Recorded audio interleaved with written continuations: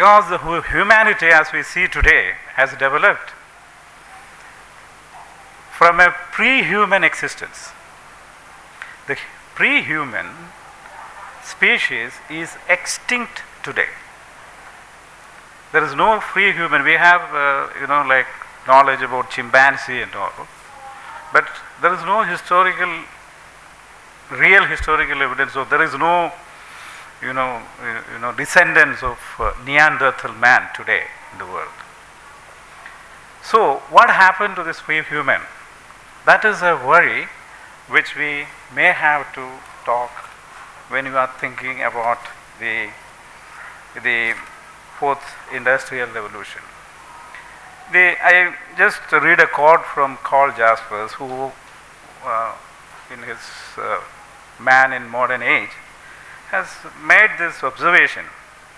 What lifted our forefathers about the animal world was the persistent and not merely fortuitous use of tools, making and utilization of power, birth of language, and control of sexual jealousy sufficient to render popular comradeship and the foundation of the durable societies.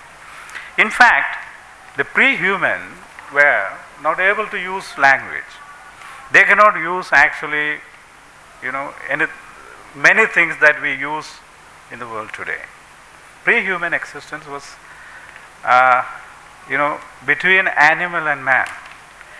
Man have the ability to use knowledge and shape up their life, but pre-humans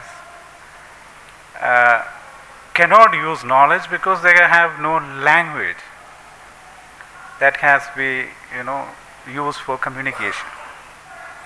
Yesterday there was a very interesting paper that Russian scholar who was reading a paper on this, like the appropriation of language and how that created a kind of, what you call the language communication. See, after getting language in their control, humans developed different systems. For example, if you take the Greek philosophy and Indian philosophy as a point of departure. So Aristotle says that the thought, human thought, has the power to reach the highest realms, and thought is what controls the whole universe. Aristotle's conception of God is thought thinking itself. No, it's okay. So thought thinking itself. So Indian conception, in the pre-industrial world, India and China have developed economic and socio-cultural system very parallel, very different from the Western system. And they had the conception of karma. So I tried to intellectualize or understand what is called the Kriyamana karma, Agamika karma, because we get Sanchita karma from somewhere, we don't know where it is. But but we can work with the Agamika karma. Okay? This is the area where we can work and be creative in our work. And the creative work was highly appreciated in our systems. For example, Mimamsikas consider creativity is the supreme way, the regal way to reach heaven or moksha. Okay? So this conception was actually very Asian in nature. In India, the system was functional through the caste system. Okay? As caste system is not as a racial segregation thing, but caste system as a system to divide wealth. The same system was not there in the Western tradition.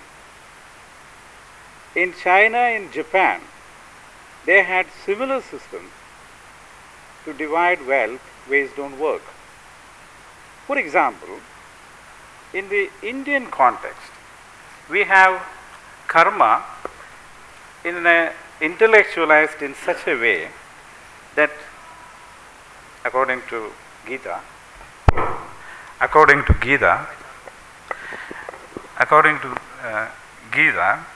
for no one can remain even for a moment without doing work.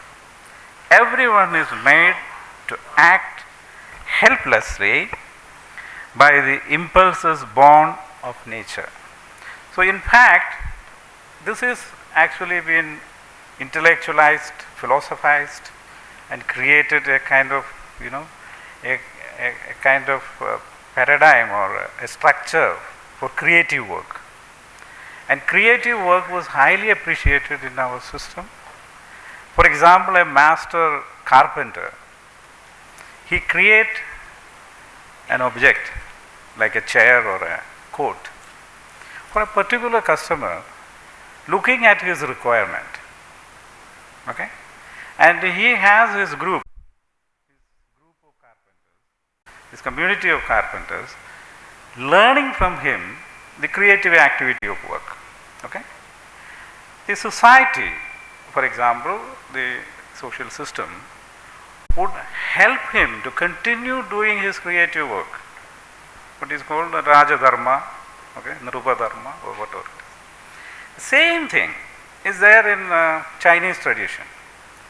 See, Indian cultural space, Jambu Diva or whatever it is, Chinese cultural space, it includes the nation states of China, Korea, Vietnam, Japan, what the Japanese or the people in that part, East Asia, call the land of Kanchi.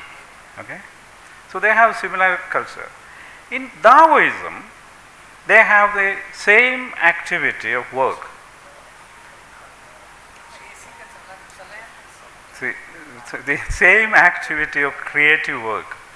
Each person's creative work contribute to other person's works. There is a kind of what in Japanese very simply called uchi.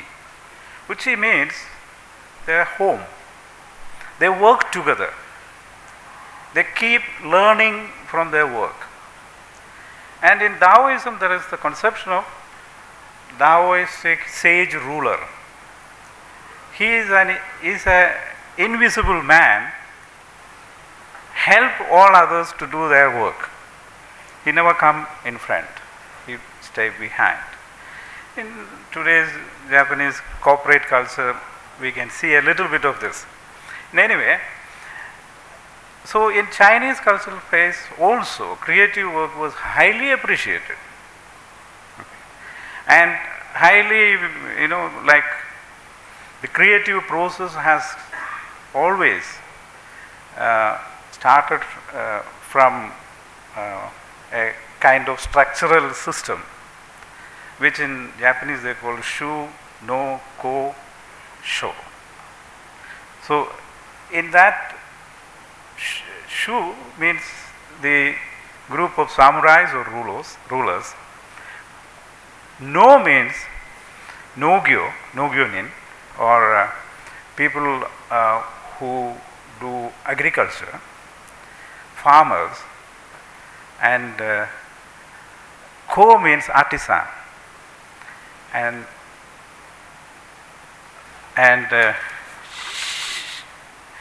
sho means trader.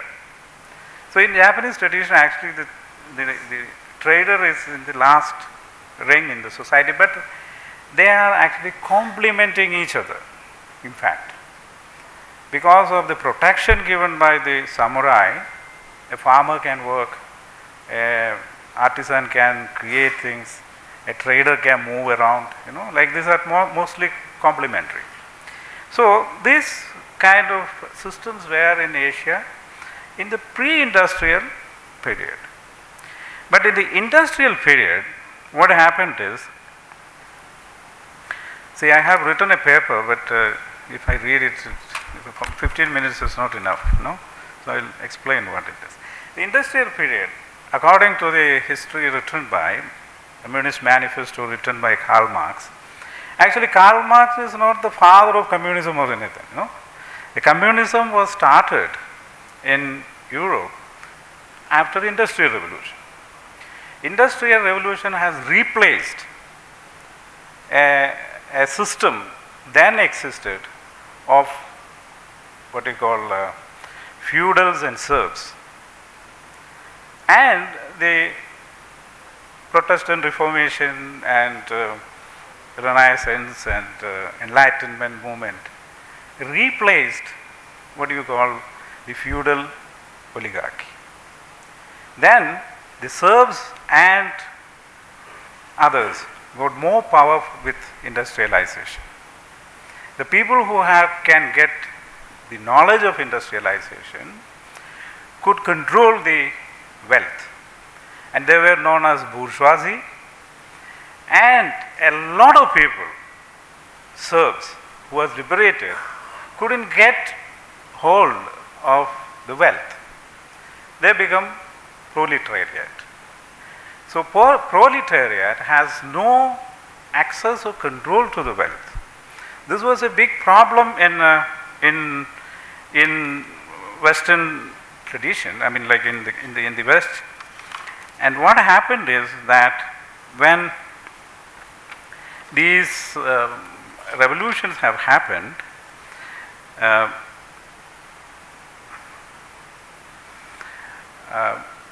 the communist movement actually didn't have an idea how to address this problem. Because just imagine it, the situation is like that. I'm an educated man. I got educated in industrial engineering and business, and I start a company, I make a lot of product, I become very rich. Okay? My brother has not studied at all. He is in the village. He cannot do even agriculture work like before. He, in the same family, there is a bourgeoisie and a proletariat. This happened in this society, and it divided the society downsize. But when capitalism started after the Protestant Reformation, the catchword was providence of God. The capitalist will provide, creating jobs for others. But according to Karl Marx, in fact, capital used every nefarious method to control wealth. And in my case, I try to push my brother out of my house, make him poor like anything.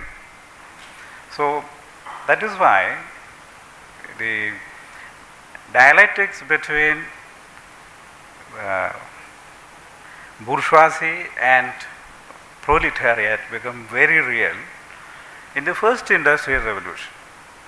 Second industrial revolution was changed, the whole discourse. The world was divided. I mean, first industrial revolution and accumulation of wealth by the bourgeoisie countries, Britain and France, for example. They want to show, they want to pounce their wealth over the world. World War started. If you look at it in this way, the history of World War. World War started, 1 and 2 started, and it actually destroyed a lot of wealth created. The second industrial revolution was recreation of wealth. But at that time, the dialectics changed. The countries, the nation state, divided into two, communist bloc and capitalist bloc. Capitalist bloc started to control. The second revolution ended in the destruction of the communist bloc countries. Then we have the third revolution started in 1980s, computerization, automatization. And now we are in the third industrial revolution, automatization. But according to Charles Berg, the fourth industrial revolution actually reduced the number of work. Nobody will be doing any creative work. If at all you are doing a work, you are only just supporting a machine to run. If you go to a department store in Japan, a person sitting in the cash counter just read the barcode, and then you give some money or card, you feed it to the machine, and then just give a bill. She is only just appending a machine. See, when the Industrial Revolution started, or even the pre-industrial time, they used to use tools. But tools were under the control of man. Now we are controlled by machines. And according to this man, and there are several books written on basic this theme, and they say that there is no need for humans to work. He really said in this book, if you want, I can quote it from him. He says that in future, maybe 10% of work that we have here today will be available for everyone. So which means the creative work will actually get destroyed.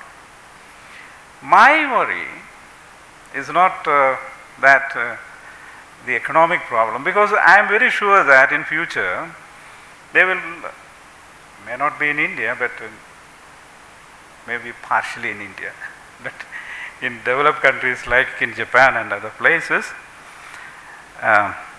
Japan and other places, this will be more petrifying. It will give, less chance. See, the social, economic and cultural decadence in the country is unimaginable, in my view, maybe Sensei's view, because we are really worried about the young generation. So you go to a college, you teach all this nonsense to students, and we cannot say that you don't get a job, no? Or if at all you get a job, you will get it for 5 years. There is a study by the American labor, some organization. They say that the available job today is for 5 years. You should understand, most of the professors here work nearly 20, 30, 40 years and getting pension. You get no pension. You get 5 years work. And then you have to search for another work. This is a reality, this is happening in our eyes. So what will happen is something I think philosophers has to discuss. In my understanding, the fourth industrial revolution will end in this way. Most of you know about the Hebrew Bible's story about Tower of Babel. The Tower of Babel is actually built by a prosperous society. They made a city, Sinar, and a Babel Tower to reach heaven. But that time God got, little disturbed. So he took away many powers from man. He couldn't use the language proficiently as before. He could not trust the friend as he could do it before. So the human society were divided. In fact, this man says that if you want to join, you can join. Otherwise, you can stay away. But he says that this is going to fulfill our dreams, the whole dreams. It will show as the end of history. Okay? So, I am not judging anything, I am not scaremongering, but I think philosophers has to discuss these kind of topics in future. Thank you very much. Thank you for your attention.